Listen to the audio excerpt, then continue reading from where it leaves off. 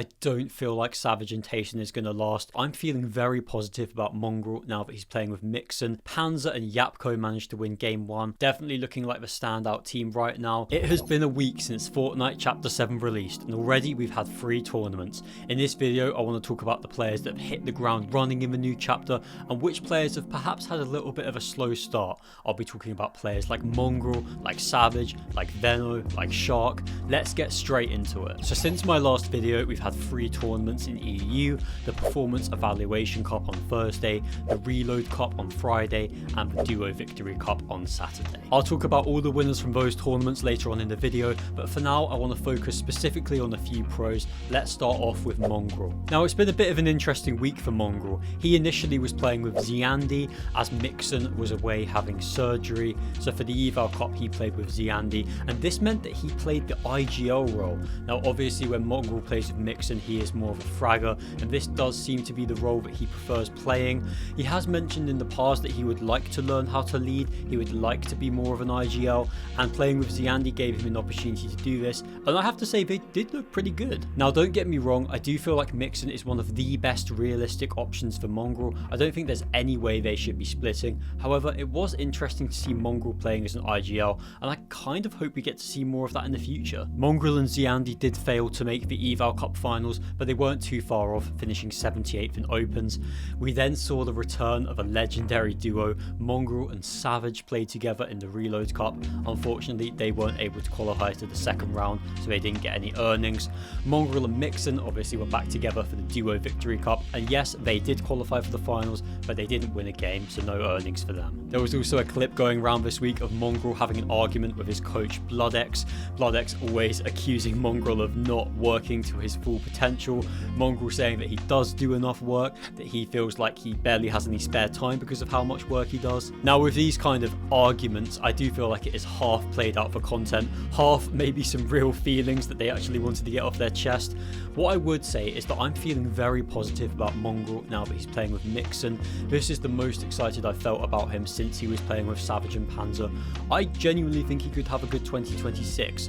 Globals might be a bit of a stretch. I definitely think he can get qualified to some FNCS Grand Finals, and we can see how he does from there. Now to discuss MrSavage. He is now playing with Tayson, that is his new duo. Previously he was playing with Yapko in the Simpsons season, however he has since been dropped. Yapko and Panzer now looking very good together, more on them later. Savage did play a couple of scrim games for fun with Veno, but obviously that won't be a real team. So yes, now he is playing with Tayson.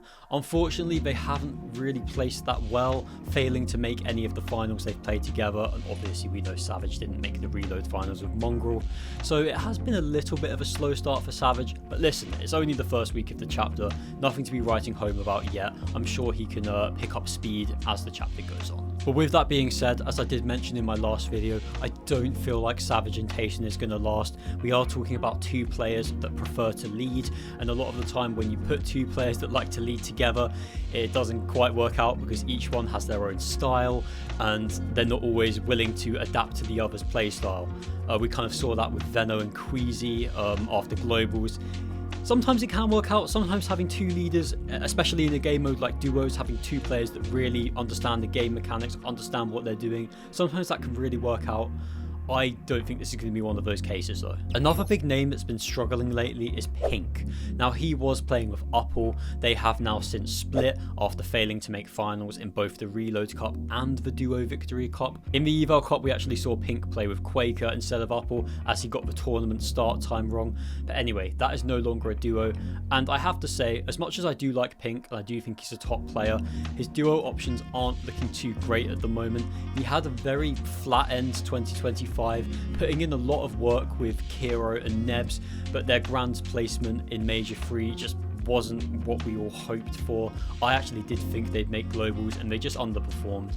But listen, Pink has to bounce back. He has to prove that he's still a top pro. He needs to have a strong performance in this chapter. And in terms of his potential options, I don't want to speculate too much. He did look quite good with Velo when he was playing with him at one point, but now Velo is quite settled with King Cringe. Maybe a player like a Zany or a Zabi, someone like that. We'll have to wait and see who he settles on. Another pro that hasn't had an easy start to the season is Shark. He's failed to qualify for the finals in both the Eval Cup and the Duo Victory Cup with his usual duo Teeny. They They were looking very good at the end of the global season, been a little bit quieter since then, but we know they're a top duo, so I'm not too worried about them. He did also play the Reload finals with Rash. They did make the second round, but they couldn't quite win a game. We all know what a good prospect Shark is. In my view, he's actually ahead of the schedule of where I thought he'd be by this point. I thought it would take him until maybe halfway through 2026 to establish himself as one of the top pros in EU, but he's done that already, so listen, can't be criticizing him too much. Now, one pro that I'll probably be mentioning a lot less in these videos is Veno, and that's because he's leaving for NA Central very soon. Obviously, he's confirmed to be playing with Cold in 2026.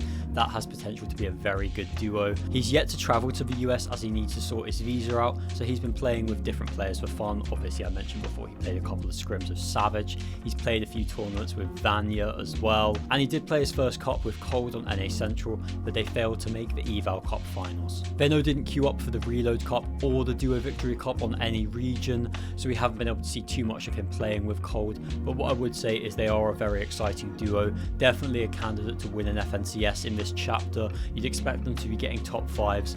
Yeah, they've got a lot of potential. Now, talking about one player that's made the move from EU to NA, let's talk about someone that's done the opposite. Queasy has officially returned from Dallas. He is now back in EU, and as we already know, he's playing with Fridoxy. No earnings yet for the pair. They played all 3 tournaments, but only made finals in one of the events, which was the Reload Cup, and they didn't win a game in that. And lastly, before I get into the tournaments as a whole, we had Akira and Karama not make any of the finals in these tournaments, which is quite out of character for them because they normally love these Victory Cup formats.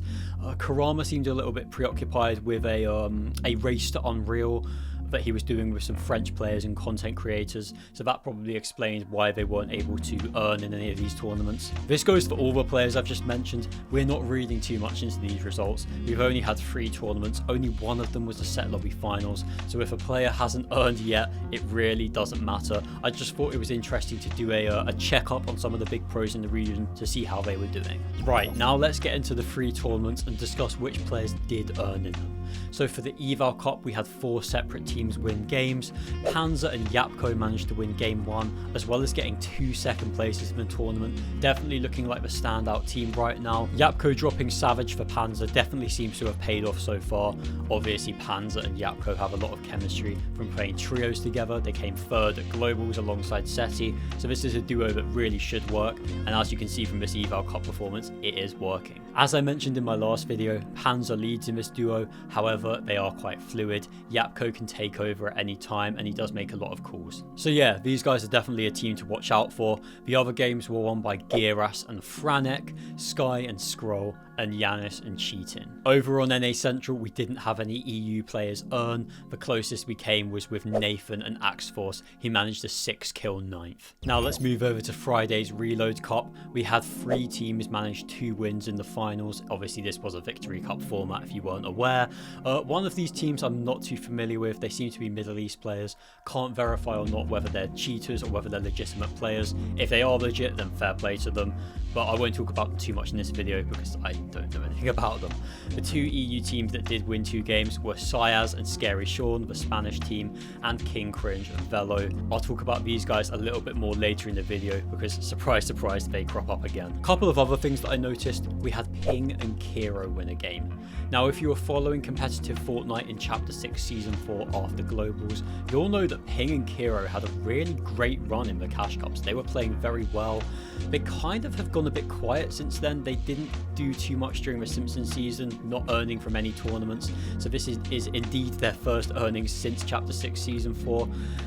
Maybe these guys are back. They were looking very good. We'll have to see if they can get back to their performances. We also had Alba and Skialm win a game on both EU and Middle East. If you don't know, Alba is the best female Fortnite player in the world. Hopefully this will be the year that she can qualify for an FNCS Grand Finals and prove how good she is. Now for NA Central, I haven't got an exhaustive list of all the EU teams that performed. I've just picked out a few. We had Lixium and Izzy earn money, as did Shane and Pango, the Irish duo, and Splashix and Loey also won a game. Fair play to the teams that did well in this tournament. I will say that it was just one big heal off in most of the games, so I don't want to read into this too much, but yeah, credit to the teams that did well. Now let's move on over to yesterday's Duo Victory Cup, where we had 6 teams win 2 games. Usually it's not that many, so fair play to them. The duos were Vico and Malabuka, Dom and Demus, Nathan and Axforce, Mason and Mordis, Asa and Podasai, and Meow Meow and Karimoto. Now you might not be too familiar with those last names, Meow Meow and Karimoto. These guys are both Finnish players and they're very underrated. We actually had Karimoto triple his earnings in this tournament from $100 to $300, so fair play to him. I'll include a tweet from my friend Concussion, who actually picked out Karimoto as an underrated player that hadn't earned back in October, so fair play to him for that. That's some good scouting. One interesting duo that we saw during this tournament was Higgs and Pradage. They ended up playing together. They made the finals, but unfortunately they couldn't get a win, but that was quite fun to see. Pradage doing his normal style of commanding during the end game, whilst Higgs was playing as the fragger.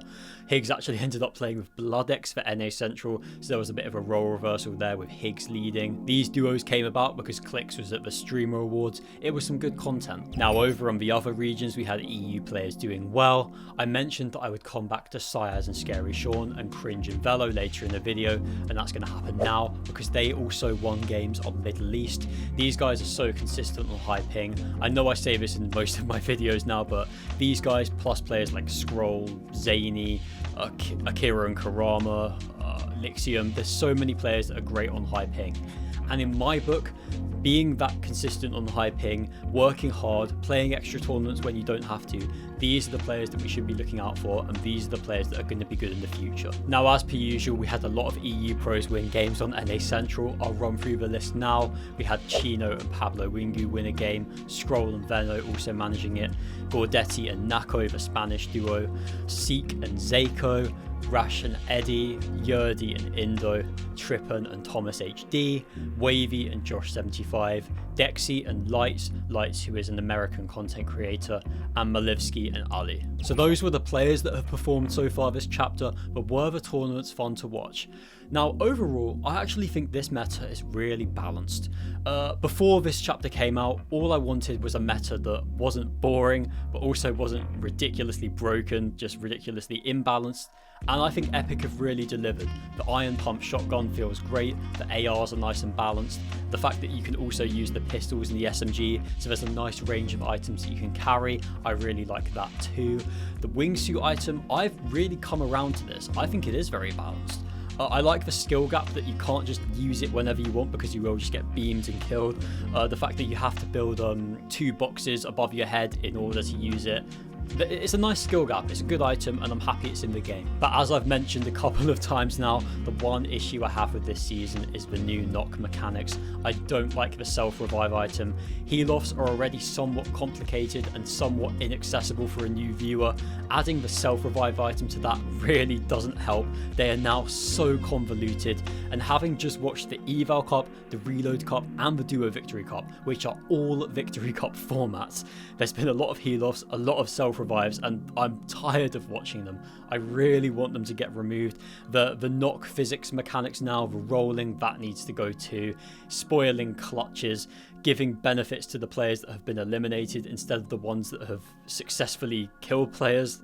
I don't know what we're doing with that. It needs to go. That sort of thing is fine in public matches, by the way, but in my book, it's inherently uncompetitive. You shouldn't be giving any advantages to the players that have been eliminated over the players that killed them. That's just not right. Now, I'm going to be replying to every single comment on this video, so please let me know what you're thinking about the new chapter, which players have impressed you so far, which players do you want to see a little bit more from. Let me know your thoughts, and I'll reply to every single comment. Thank you very much for watching the video. See you in the next one.